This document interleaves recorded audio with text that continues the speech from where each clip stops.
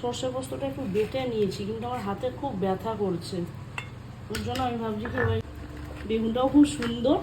আর আজকে দই মাছ করব, তো ওই একই মশলায় দই বেগুন পেঁয়াজ করে দিই।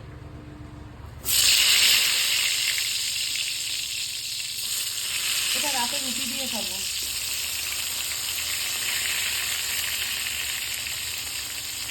দিন যখন বাবারা আসলো, দিয়ে টাকাটা দিল, দই ওটস খাবো ভেবেছিলাম, ওটাও খেতে পারিনি। সেই বাবার দোকানের চা আর বিস্কুট খাবো। এটারই নাম সংসার।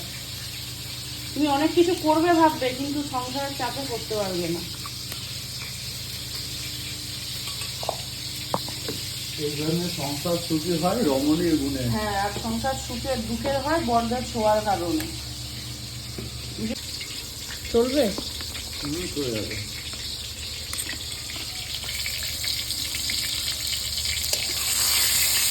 কেন কি বলো তো, মাছ কিন্তু ওই আলু দিয়ে ঝোল করলে তোমরা কেউ খেতে চাইছো না। আস্তে আস্তে নিলে যেন তোমাদের একটু অন্যরকম করে দিচ্ছি রান্নাগুলো, স্বাদ বদলাচ্ছি, একঘেয়ে হয়ে গেছে আমাদের রান্নাটা।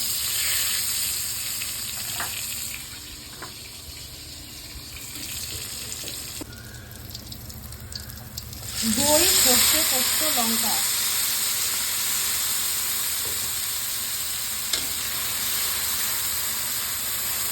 দই বেগুন আর কারি পাতা আনতে হবে।